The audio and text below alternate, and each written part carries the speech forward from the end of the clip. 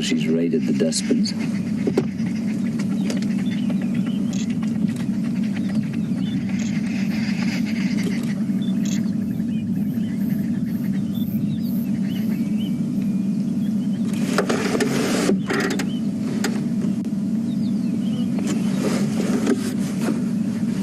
See the light turning from a beautiful golden color to the much more bleached kind of midsummer light.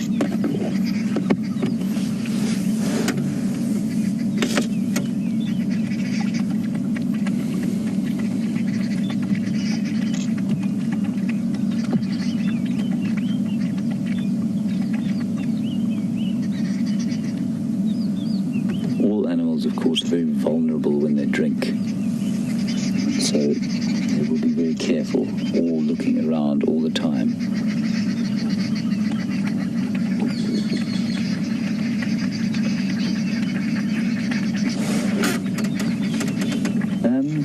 Granny Billy Joe on Twitter, wonderful Twitter handle, Granny Billy Joe. You want to know, apparently Brent and I have said that the hyena population is higher than it used to be. Granny Billy Joe, to be honest with you, I can't remember saying that, and simply because I don't know. I haven't been here for long enough to know that. I would say, I've never spent any time in the Northern Sabi Sands but for the last 8 months, so I'm not sure the hyena population is any higher than it ever has been before. I think it'll go through ebbs and flows, like all populations do. This is not a particularly big clan.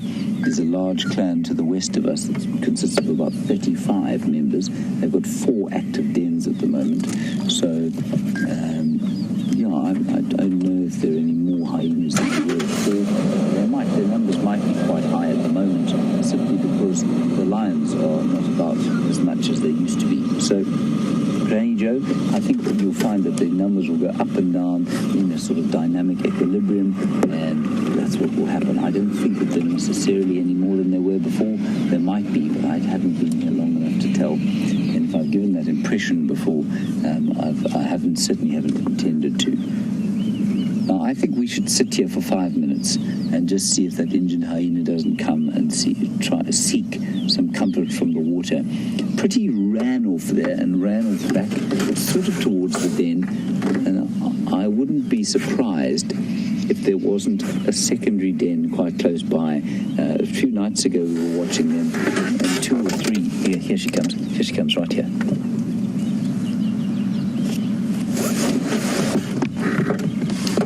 Craig, come in. I'm just going to tell Craig.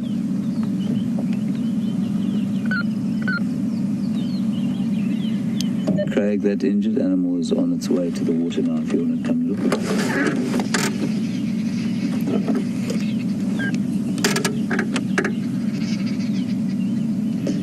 it. Now, I know this looks dreadful, everybody, and I know it's hard to watch, but you will be astonished that this hyena may well survive this. They are amazingly resilient. Now, she's had a big fight. I suspect with another clan of hyenas, and I don't even know that that's a she. That might be a male, although it's quite big.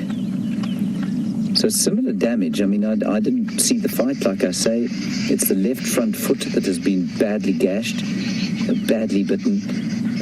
That ear is certainly fully attached. It's just been torn a bit, but it certainly hasn't been torn off. So I don't think my instinct would be to say that this isn't the hyena that was in the fight.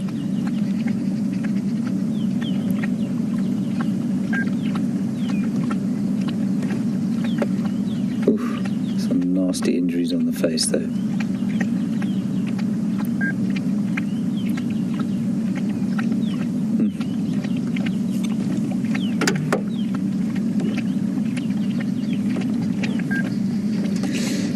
James, on Twitter, you want to know about the hyena clan upheaval and whether the cubs will be at risk if there was some upheaval within the clan. James, always, yes, the cubs are always at risk. If there is a sort of attempted takeover of the matriarchy, which is almost, beyond the realms of possibility because the matriarchy will be inherited. Yes, the cubs could be at risk.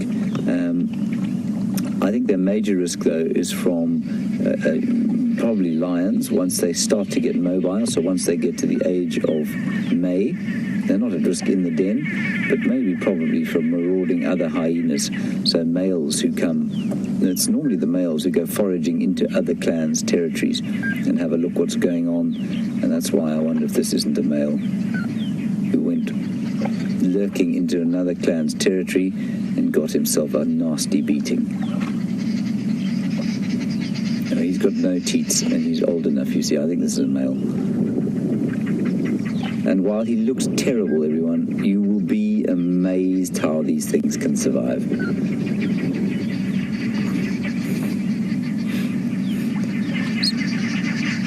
So, Marisha, you want to know if this looks like a younger hyena to me? No, it doesn't. It looks like a fully mature male to me. I think this is a man who went, or a male that went foraging, and he got himself into trouble. So not younger, no, I think just a smaller male. Remember, the males are smaller than the females. And he's just seeking some comfort here in the water. He's got a very swollen knee joint on his left front foot.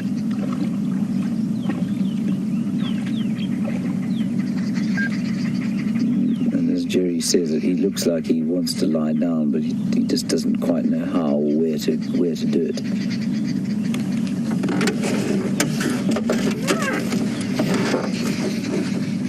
Got to be very careful, you see. Yeah, I'd say this is a male.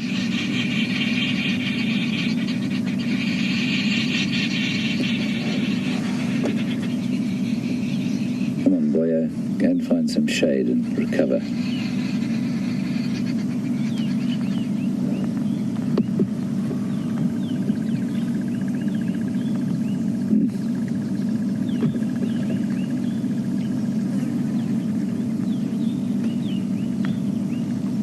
Difficult to watch. I'm going to put my money on this chap surviving, though. Unless he has another fight. Obviously, now he cannot defend himself now. So if he's attacked again, that's why he went to the den, I think, because he knew that the dominant females were there and they wouldn't hurt him, and that if anybody came after him, they would certainly try and do some serious damage. The monkey's alarm calling now. You see the monkey there, Tips? In the tree just above there.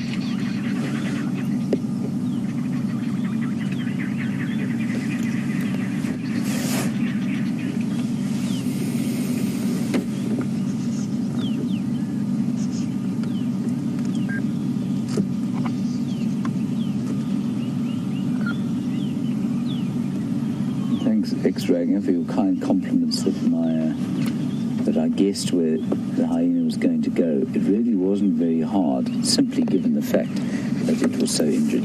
And I have ended up so often with egg on my face, having tried to predict what an animal's going to do. Anyway, I think he's going to go and lie on the drainage line here.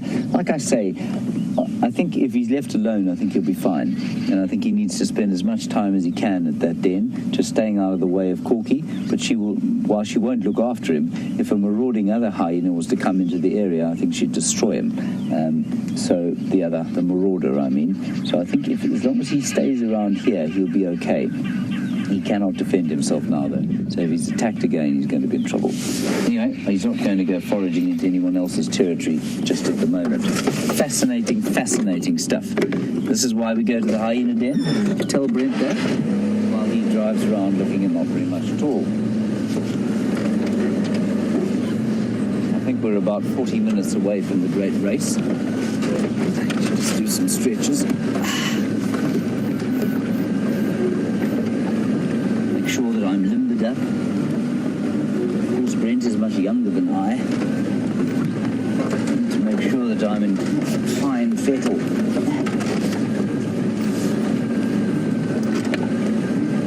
Brent is a little bit like, if we could liken it to vehicles, he's like a sort of, he's like an, what's he like? He's sort of like a, I suppose this is going to sound unkind, but he's a bit like a car that's made by a new car manufacturer. Don't really know what they're doing. They've put all of the kind of all of the bits and pieces that should make for an incredibly fast and powerful vehicle into one machine, but haven't necessarily attached them all in the correct fashion. And certainly over a few years of use, some of those pieces seem to be malfunctioning, but when they come together, should they come together, the effect will be astounding.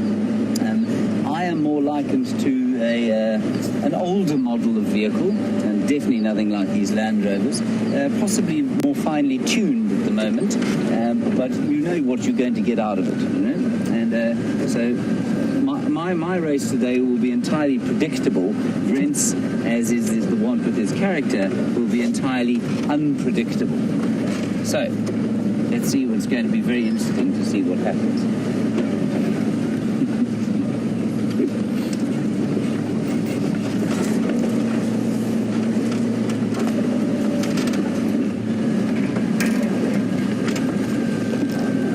Patty, you're in Tennessee and you want to know the blood on that hyena will attract other predators. Patty, I don't think so. You know, it won't smell too much. Other hyenas in the area might smell it, but I don't think it's going to attract predators. It's not sort of like blood in the water that's going to attract sharks and that sort of thing. So no, I don't think it's going to attract other predators, Patty.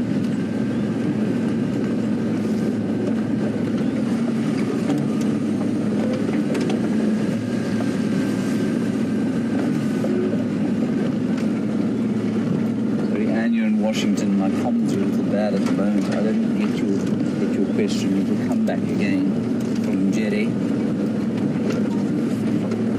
Rick and Susie, not Angie. Yes. Rick and Susie, you worried about. Sorry. You worried about rabies, and would rabies be a factor for hyenas? All mammals can carry rabies. It doesn't necessarily affect them all, but yes, absolutely could be a factor. I don't think as a result of that fight, though. You know, I think that's a territorial fight. We know that there is rabies, certainly in the domestic dog population of this area. We're pretty sure that it doesn't exist outside of that, but it can be carried by things like mongoose, so, without expressing. And I don't know if hyenas are able to carry it without expressing the disease. I think it's quite possible that they could, but I don't think that animal is at risk of rabies because of the fight. I hope that answers your question.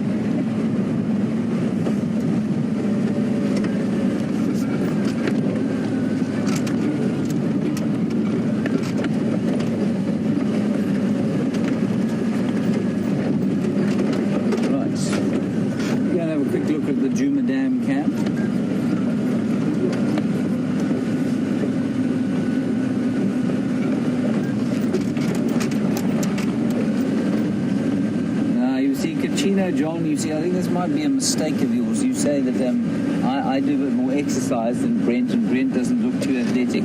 That is true. But Brent was a very fine athlete in his day. And like I say, you just never know what you're going to get. He might fall over at the first step, but he might also run the first 50 meters in Usain Bolt speed. So we just don't know. His hip might pop out after 10 meters. He's also so competitive that even if he had to drag his hip along, I suspect he'd still finish.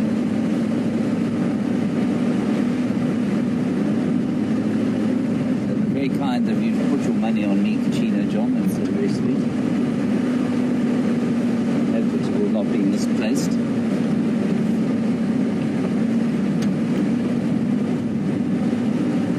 Now you see, Lewis and Buffalo, you're probably correct. You think I'm setting myself up for a bruising. Now, I may well be. It was inevitable, though, that once Brent had raced Andrew, it was inevitable that there had to be some kind of race-off. And it'll be embarrassing for one of us. One of us will be very pleased at the end of it. Andrew said to me yesterday, you have to beat Brent simply because if you don't, we'll never hear the end of it.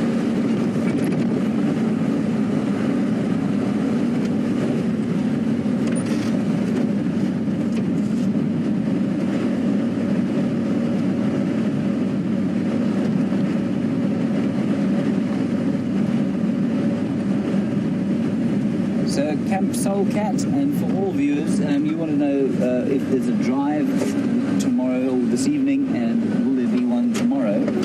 Absolutely, there will be one this evening. There will be one tomorrow morning. Its quality I cannot verify because obviously it is New Year's Eve tonight.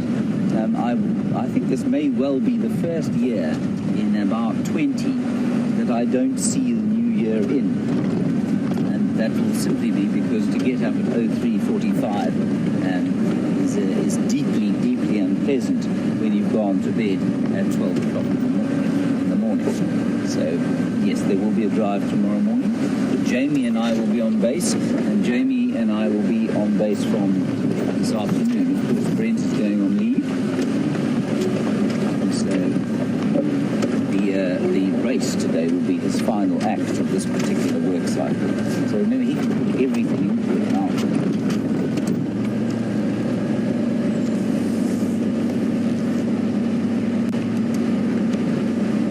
So we're just crossing the dam wall, or at least the drainage line, the last extent of which Karula was in. That's quite a long way south of here. We'll just drive down into the thicker stuff as it was elephants. Different herd of elephants, not the same ones. I would also like you to point out to Brent the next time you see him, everyone, that he claimed to find some elephants, but they were exactly the same elephants that I'd found earlier. There's a Wahlberg's eagle, a pale fawn Wahlberg's, probably from the nest just near camp, going out for a morning forage.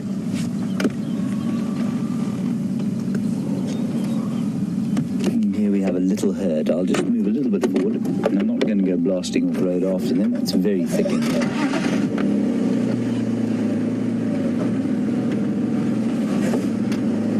Brent Smith is now hailing me on the radio. I suspect he's getting excited, you see. Let me get hold of him. And go ahead.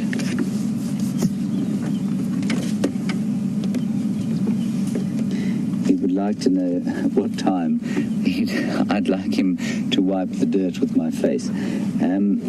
Brent, I think that we should meet at 7:45 on quarantine clearance in the old touch rugby field.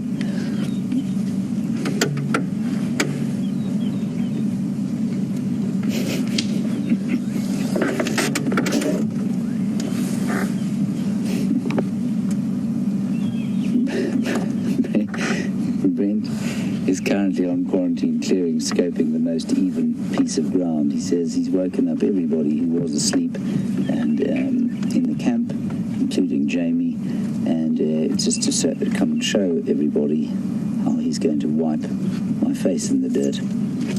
I'm now starting to feel quite nervous.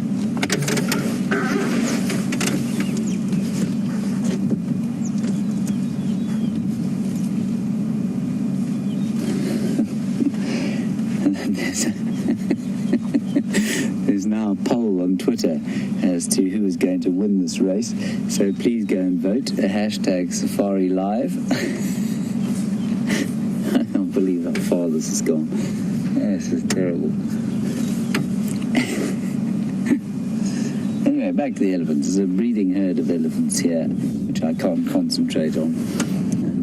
A cow to the left, a young, very happily confiding one to the right under the knobthorn tree there, and everybody seems very relaxed. And I think it's just simply a function of the fact that they would have heard us coming from a long way off.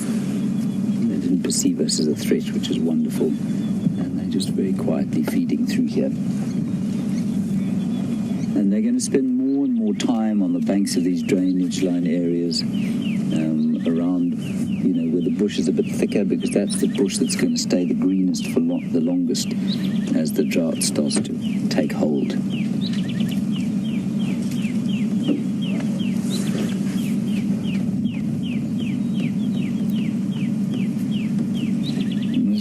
those little pans that we're watching keep getting pumped, animals that would ordinarily die during a drought won't. They'll survive. Now, the difficulty of that, of course, while it's easier for us to watch them drinking and staying alive, remember that the more animals that there are that survive this drought, the more pressure there's going to be on the food resources, on the grazing and on the browsing. And if water or lack of water is not causing a sort of bit of die-off or certainly a lack of survival amongst the youngsters, it's going to put increased pressure on the browse and the graze. So it's just a very simple example of what we were talking about earlier, where human intervention is often a poor idea, because what happens is, we provide water for the animals because we think, well, if you've got more water, you'll have more animals, and that must be a good thing. And it isn't necessarily, because we have more animals, but much more pressure on the browse and graze of the area. So we've put dams up and pans all over the place. It just makes it a lot more difficult for the ecology to survive a drought.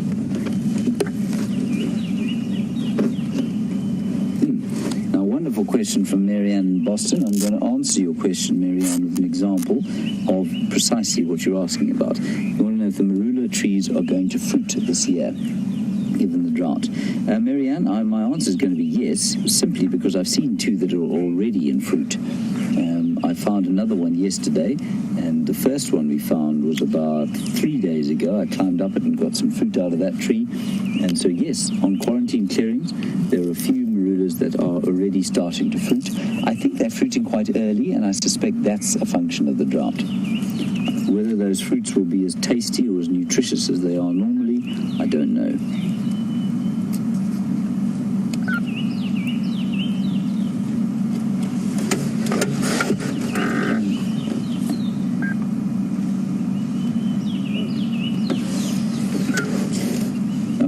While we're looking at these elephants, you asked the question, how do you judge an elephant's age?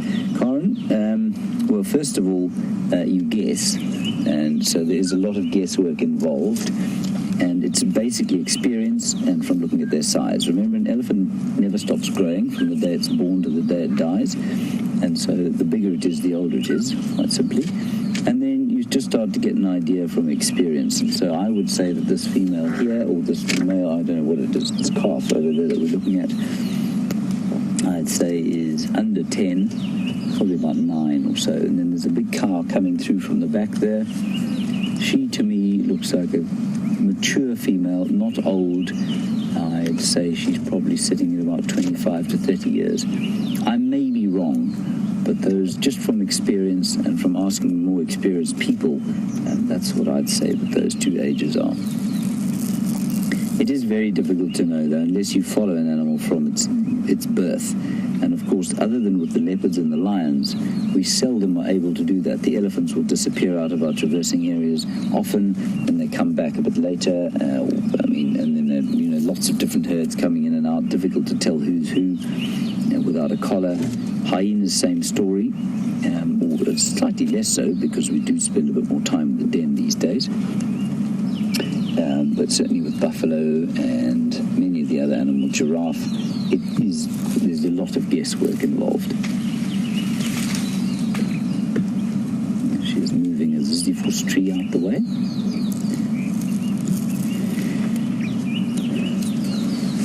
Tibbs, who do you think is going to win the race? No, probably you. That's very kind of you, Tibbs. I think you're just saying that because we're both short. You're hoping I'll win. Faster.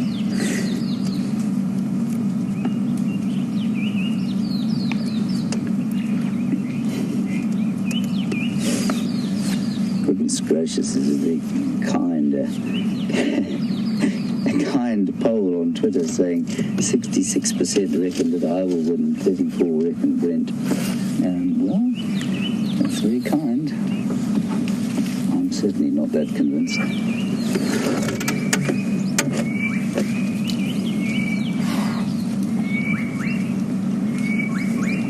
And there's some beautiful calls of the southern boo-boo in the background.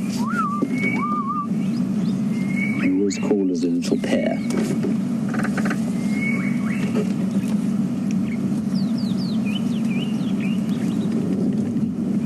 In the way distance, I can hear a breeding herd of buffalo. I'm pretty sure it's the same herd of buffalo that Brent was looking at a little bit earlier.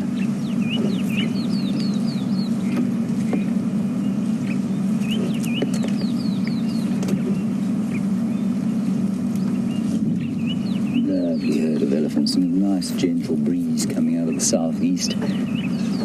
Quite interesting. I don't know why it's got so much sort of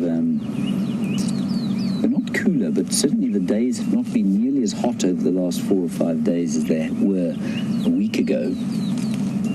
In the time leading up to Christmas, when we were just in a severe state of heat shock pretty much all the day.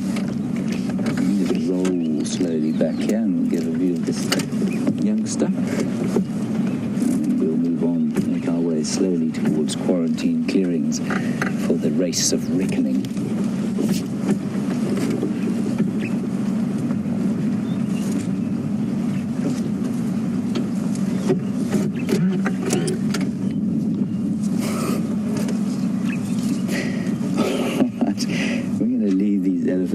And we'll hand you over to Brent. He's going to show you his preparations for the track and tell you what happened to Karula and where she is. We'll see you shortly.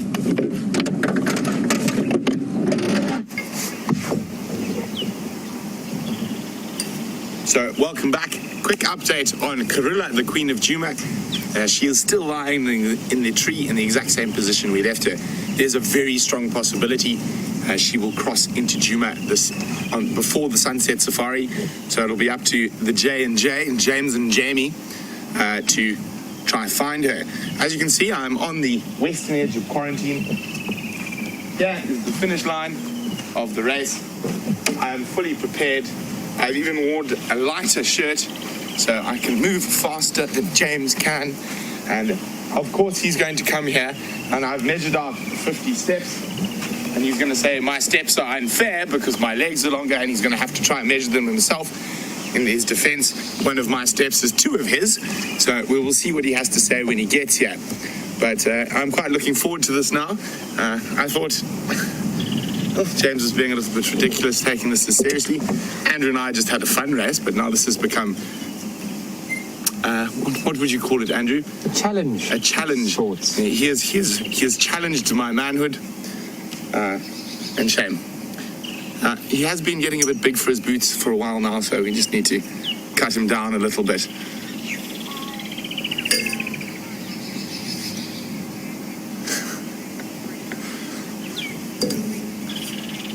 Oh! You people! There's a poll on Twitter, 63% say James. Shame, that's just because you feel sorry for the little guy. But we will see. The answer will happen shortly. I think James is coming to check the track at 15 minutes to 8, a quarter to 8. And then we shall be sprinting shortly after that. James is obviously feeling quite confident. He's got to talk himself up somehow there. The starting point is just beyond those terminalias. We do have a few Impala watching behind. And I have made a point of waking up everyone else who's in camp so we can get a bit of an audience. I need cheerleaders, and of course Jamie will be there clapping me on. So I actually have a head cheerleader, and that's for all you haters out there who don't think I'm going to win. But the track is set. In the meantime, I'm going to go see if I can find some baby wildebeests before we decide to start racing each other in a highly infantile and juvenile masculine display of manhood. But we shall do it anyway because we are here to keep you entertained.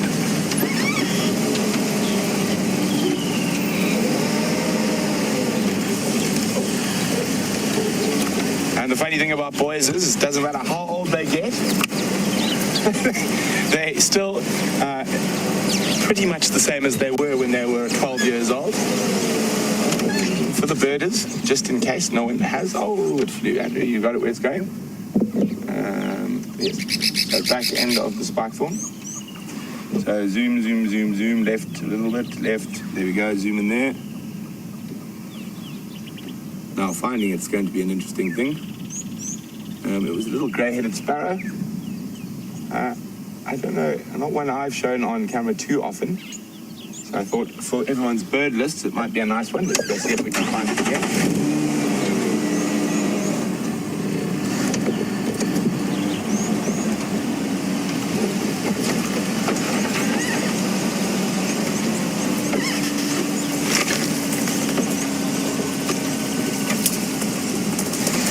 Looks like it landed just on the back of the spike lawn. Could have taken off sneakily, unbeknownst to me.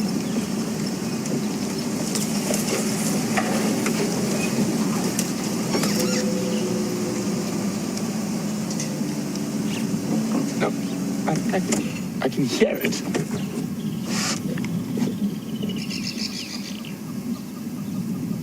I cannot see it, but I can hear it. It is highly frustrating.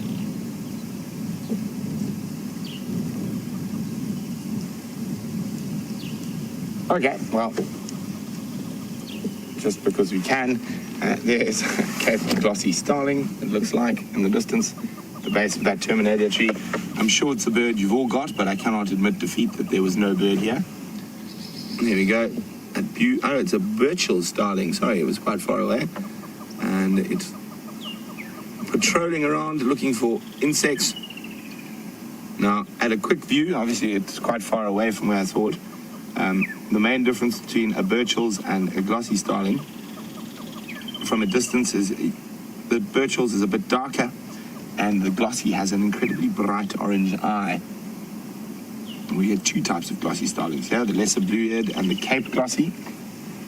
And I'm sure most of you have all the starlings on your bird lists. It's still a very pretty bird, and it's got that wonderful iridescence on its feathers. And when a starling stops looking shiny, that is when it's in bad condition. So that's how you can tell when a starling's not looking well. And that is also how the females choose different mates.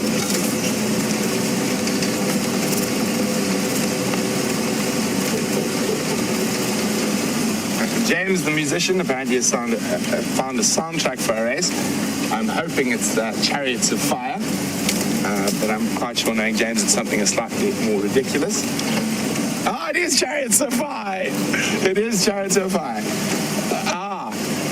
So for those of you who are South African, when James and I were kids, there was a wonderful tyre advert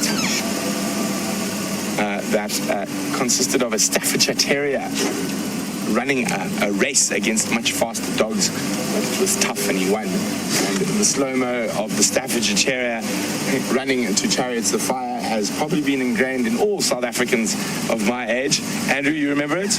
Dun, dun, dun, dun, dun, dun, with the big Staffy jumping. So there we go. We'll get Andrew to do the soundtrack.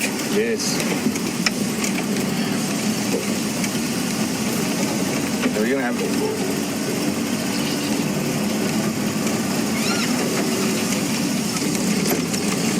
Pretty Nightmare on Twitter thinks Scott would beat us both, but we'll have to test that.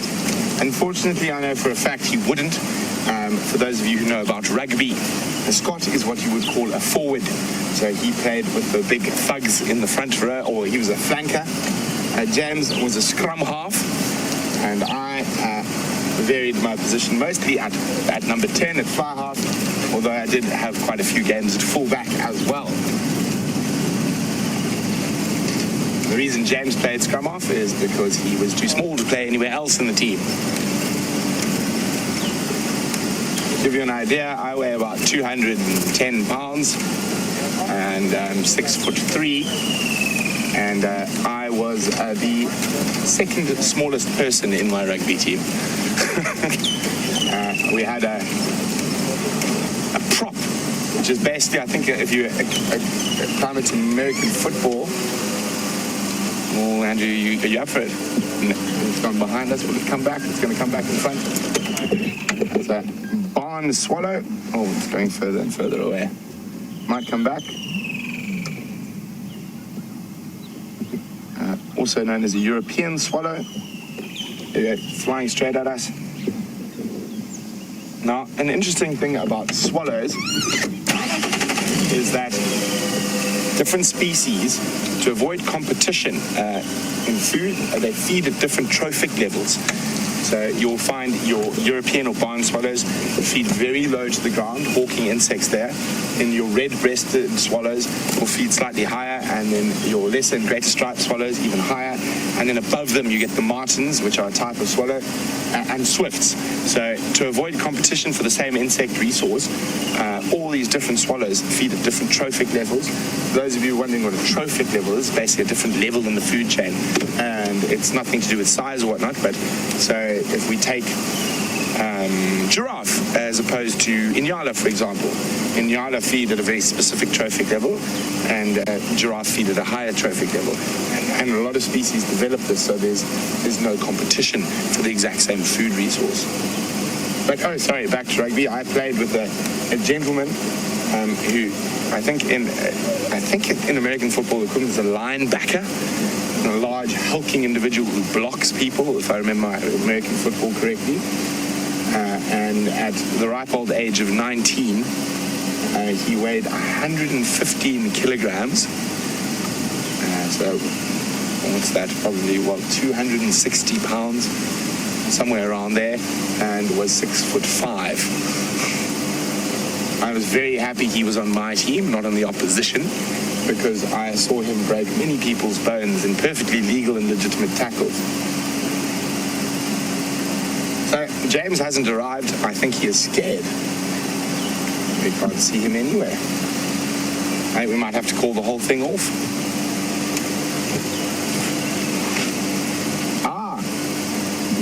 He has found the cheerleaders he is escorting towards us. So let's get into position. Andrew will be doing the sound, his best rendition of Chariots of Fire. James Henry will be eating dust. Oh, James has it on his phone. We're going to play it on the microphone. This is getting slightly ridiculous now. It's amazing what boys will do.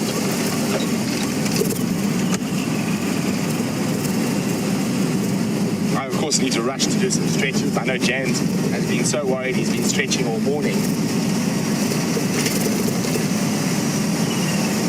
And he'll probably try change the race location to throw me, but I'm not easily swayed or thrown by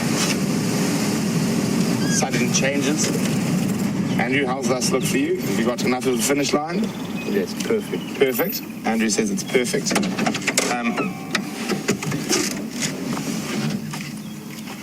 And also, I know, James, you've got very soft feet, so he shall be doing this race in shoes.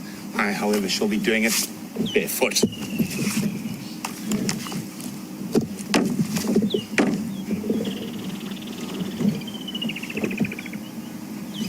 So I'm just going to have to change my radio channel to James because he's lost. He can't find quarantine clearings. That's how scared he is. James, ingene emoyen. James, come around towards the western side of quarantine, the main road that goes through the middle. The most straight and even running surface I can find, where I can run barefoot and not in sandals.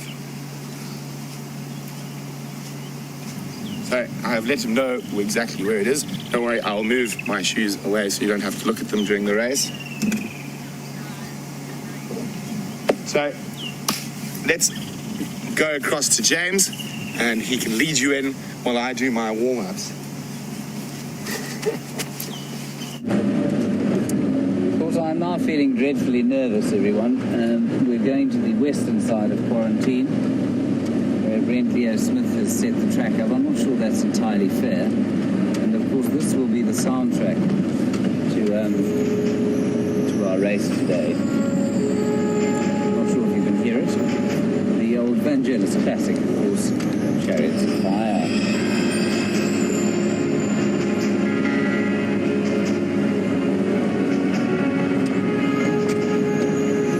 Somehow I managed to find this on my cell phone. I'm not sure how it got there. Quite appropriate soundtrack as we approach the final reckoning of this, the 50-meter dash Juma Championship.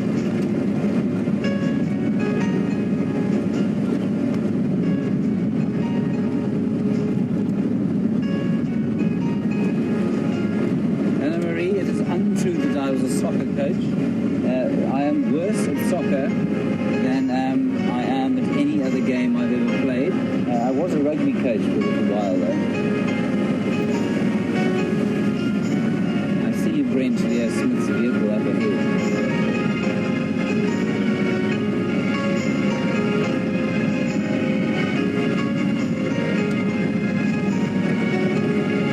Brent, of course, has been warming up now for about half an hour.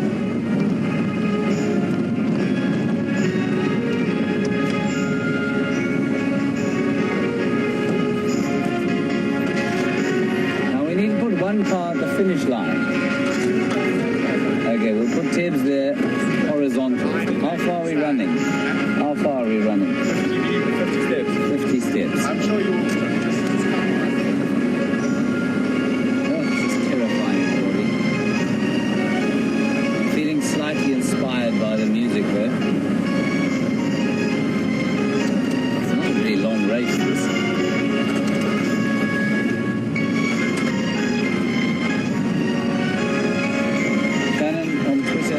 Brent is going to be tripped by a dung beetle. I think that will be the case.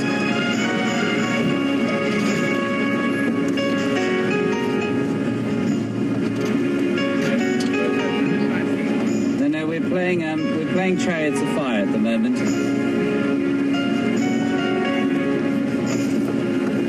The poll on Twitter, Brent, is that 65 say I will win, 35 that you will win. I don't think that's long enough. I think we're going to reverse back 10 minutes.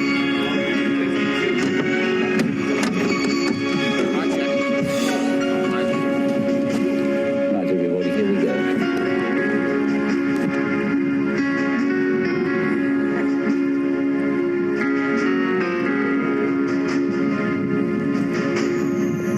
Right, CBS Johnson, you would like us to sing the South African national anthem. You don't want me to sing? Brent sings like Corvus the Crow, which is not a good thing. Okay, right, here we go. Everybody, we're not doing the anthem. Right, Brent, you're going live now. Okay, we're going across to Andrew. You're live. Do you want to run towards Andrew or away from Andrew? I know we're going. This is the finish line. Do you want to step it out with these ends? We need to give Andrew the phone to you. Phone to the music, Andrew.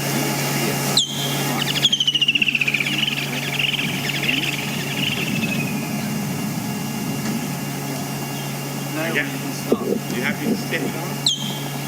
Oh, James chose the wrong outfit. He's wearing heavy khaki clothing. I went for a more streamlined. See? 1, 2, 3, 4, 5, 6, 7, 8, 9, 10. What happens to shoes? 11, 12, 13. 1920s become.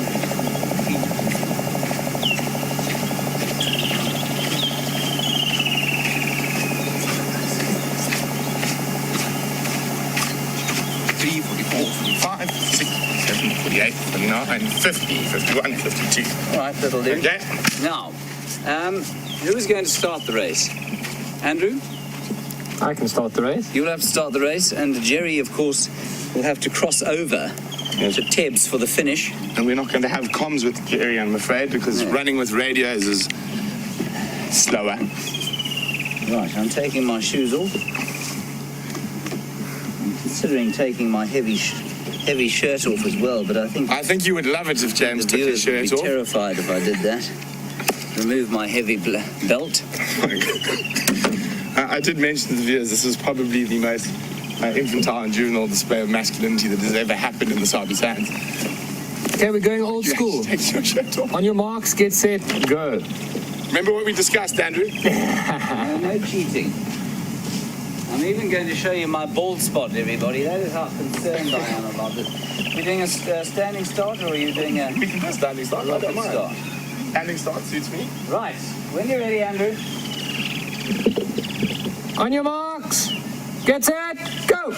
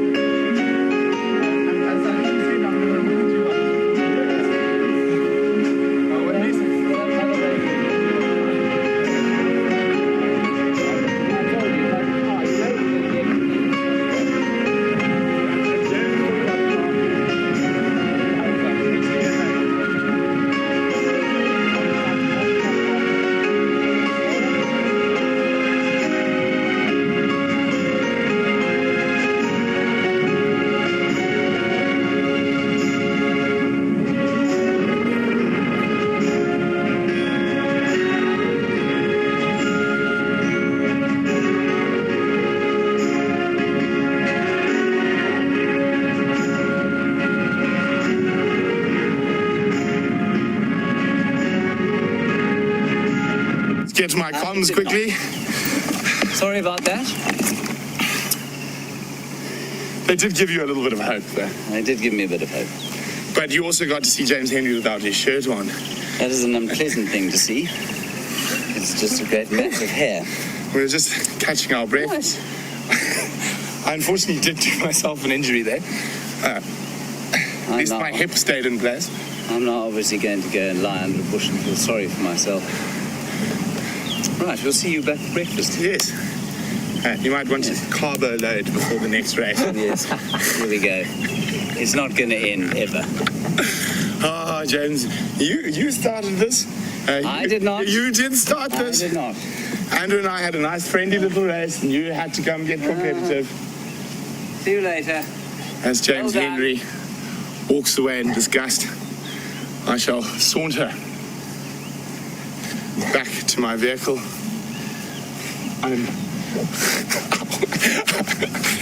My hamstring, I'm afraid, is going to need some deep rubbing after this. But thank you for joining us today. Wonderful for Andrew and myself. On our last day, we did get to see Karula, even if it was just briefly. Still trying to catch my breath. Oh, shame, look at him walk away. Poor man. Oh, and the peanut gallery arrives late. There they are to the left. Gerald in final control. How many meters did I win by? Gerald, I'm on the same channel as James, in case you are wondering. So I'm no longer on one.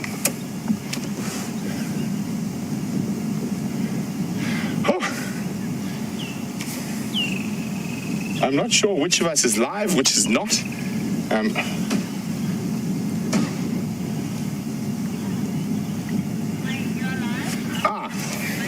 We are live here, Andrew and myself. So we are on leave. This is our last drive of 2015, and it's been an absolutely amazing year. And I think I can say for Andrew and myself, it's been an absolute pleasure to have joined you and joined the SafariLive team. And some incredible sightings, some great friends made, and we will see you in 2016. So we're just going to go to James so he can say adieu, and Andrew and I will see you next year. Of course, I cannot look Brent Smith in the face ever again after that, which is as I suspected. And while it was quite a close thing in the end, I got the distinct impression that Leo Smith was backing off towards the end. So probably even faster than he looks, really. I will now have to probably mainline some Prozac in order to get over the depression of losing. It's going to be a tough start to the new year, everybody. It's going to be a tough start. Is this how it sounds, James? This is how it's going to go for the rest of time now. He's going to be like this for possibly the next 40 years. Bye. Eating his dust. I feel so sick. Putrid. Anyway. Have to think of something to get him back. So thank you to all of you for watching that ridiculously, as Brent said, puerile example of manhood. And thank you, all of you, for being with us throughout this year, actually. And I hope you all have a magnificent new year. Big thanks to Tebs on camera. Thank you to Andrew on the other camera. Brent can go and take a flying jump. A big thanks to Geraldine, of course, as well. And we will see you later this afternoon. 4 o'clock. And I hope that whatever you're going to be doing for your New Year's will be a great celebration. Unlike, I think, many of us who over New Year's try and find a great celebration to have and often just have one for the sake of it. That will not be happening this year. Okay, that's it from us. We'll see you next, well, not next year. We'll see you at 4 o'clock this afternoon. Stay safe and happy wherever you are. See you then. Bye-bye.